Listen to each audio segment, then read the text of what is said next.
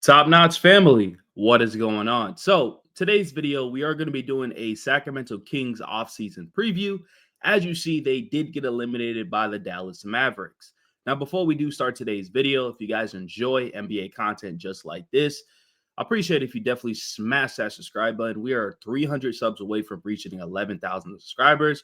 And I just want to say I appreciate y'all. I love y'all. And let's continue back to the video. So, as you see, the Sacramento Kings got absolutely destroyed by the Dallas Mavericks. Now they're heading to the offseason, which this might be one of the worst off seasons ever for the Sacramento Kings, right? But before we get to that point, I do want to talk about how they finished off the season, what was their record throughout the year, and stuff like that, right? So, as you see, the Sacramento Kings finished off the year 40-42, right? They were the 10th seed. Their conference record was 26-26. Their home record was 20-21, and also their away record was 20-21. They finished off the year 5-5, went on a one-game win streak, right?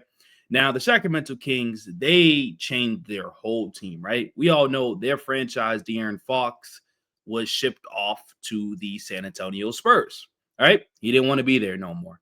Then they acquired players like Zach LaVine. They signed DeMar DeRozan, free agency. They brought Monk back. And then obviously they brought in Jonas Valanciunas. Now, I'm going to be honest with you. When we look at this roster, construction-wise, after they let go of Fox, I knew this wasn't going to work out. I just knew it wasn't going to work out. It was too much of a disaster. Now, I'm going to show you right here what's their team stats for the year, right? So, DeRozan averaged, that's De'Aaron Fox, but Zach LaVine was their leading scorer by 0.2. He averaged 22 points a game, and then DeMar DeRozan averaged about 22, right? Then Sabonis averaged 19, 14, and 6, and then Malik Monk averaged 17. Unfortunately, Malik Monk has been out with injuries, didn't even play during this game, right? And then Keegan Murray averaged about 12 points a game. Jonas Valanciunas averaged about 8.7, rounded out to 9. Keon Ellis averaged about 8.3. Kevin Huerter wasn't even on the team. You got Trey Lyles coming off the bench. Jake LaVera was a good pickup. Devin Carter came back from injury, looked pretty solid. Doug McDermott, and then Markelle Fultz, right? So this team, just looked at it, it wasn't really, really good, right? But not only did they let go of De'Aaron Fox, they fired Mike Brown. So the things that they had positive, they let go of all that stuff. Now, an update on the situation with their head coach. The first thing they need to figure out is who's going to be their head coach. They had an intern in Doug Christie, and Doug Christie came out after and spoke and said this. There's a few things he said, right?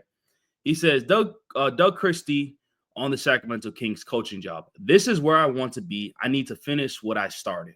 So the big question is, what direction do you go as a head coach? Do you stay with Doug Christie, or do you look at other options? Because there's plenty of other options, right? You got Mike Malone, you got Taylor Jenkins. There's other options that are available that might be better. But then again, Doug Christie, I feel like he did solid with the roster that he had. So you got to figure out who's going to be your head coach. Another thing that did break was you kind of let go your GM and Monte McNair. So this was last night, right? They let go of him. And then I woke up and then they hired a new GM in Scott Perry. So the Sacramento Kings are finalizing a deal to hire longtime NBA executive Scott Perry as their new GM. Sources tell ESPN Perry spent 3 months with the Kings in 2017 before leaving for the Knicks. Perry started his executive career in 2000 with Detroit. Now, it's crazy because you mutually agreed to part ways, and then the next morning, you have a new GM. Like I said, they obviously figure out who their new GM is, right? So now you figure out your GM, you got to figure out the coaching staff. Now, when we look at this roster, the roster has some constructions. They need to figure out right away. Are they going in to compete?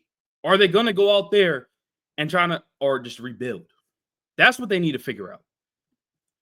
Zach LaVine's on contract till 2027. Does he stay on the roster? Does he's not? He's 30 years old. Sabonis, he's the longest tenure, of course, till 2028. He said he needs to figure out the Sacramento Kings' future. DeMar DeRozan came out. He's there to 2026, 2027. I'm actually going to show you the comment he said about his future with the Sacramento Kings, which is going to be right here.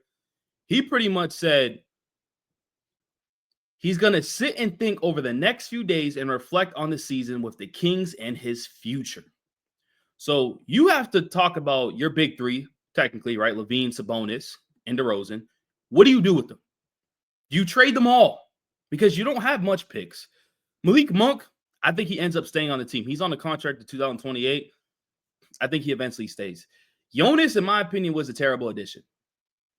I think he's a good backup center, but with a couple years left on his deal, I think you should have let him go. Keegan Murray has 1 year left on his deal. Do you guys extend Keegan Murray? That's the big question. Do you extend him? He's 24 years old. Him and Devin Carter are the two young guys on the team. And Keon Ellis. They have some young guys, Keon Ellis, Devin Carter, Keegan Murray. If you think Keegan Murray did enough, you extend him. If not, you kind of let him go. So, like I said, they found their new GM. You need to figure out who's your new coach. Do you bring back Doug Christie? Do you go after Michael Malone or Taylor Jenkins? Then you need to figure out of the big three, who are we keeping? Who are we trading? You need to get draft picks. Simple as that. Because right here, which this is very, very interesting, and this is not a good look at all for the Sacramento Kings. Now, this dude works with the Kings. He pretty much says, now Kings fans have an offseason with no first-round pick and $115 million of salary tied up by three players, Levine, Sabonis, and DeRozan, to look forward to. So that's what they're looking forward to. They need to get draft capital. If they can find a way to get draft capital off Sabonis, off Levine or DeRozan, or trade two, keep one, whatever the case may be, they need to figure it out. Because you can't do no rebuild with no draft picks. You just can't. It doesn't work that way. So, like I said, the Sacramento Kings are in one of the worst positions this offseason. If they can figure out their coaching staff, figure out what are they going to do with their big three? Are they going to run it back? I don't suggest them to run it back. That'll be probably the worst decision for this team to do because they're just that. Even with them running back, they're not a good team at all. And then you can even say DeMar DeRozan on his first season with the Kings. This is probably the most I've been through in my 16-year career. Then we can look at this right here. They're starting five, of course. Non-guaranteed, Keon Ellis, Malik Monk, Terrence Davis, Isaac Jones. Salary tax threshold 187.8. First apron 197.9. Second apron 207.8. Look at their free agents: Trey Lyles, Jake LaVera, Jay Crowder, Markelle Fultz, Keon Ellis, Doug McDermott, Mason Jones, Isaiah Crawford, Isaac Jones. Sacramento owns a top 12 protected first. It says non-tax mid-level 14.1, biannually 5.1, trade 16.8, 6.3, 5.9, 4.7. Second round, veteran minimum. This is what the Kings have to deal with. So let me know in the comment sections, what do you guys think? I think they're already starting off, of course, their offseason with finding a new GM. And the GM's going to have to figure out everything else. Then you go after your coach. And let's see what the Sacramento Kings could do. It all ended when De'Aaron Fox got traded. It is what it is. Well, if you guys enjoyed today's video, once again, to continue to keep liking, keep sharing, keep subscribing. Appreciate y'all. Love y'all. And your boys out.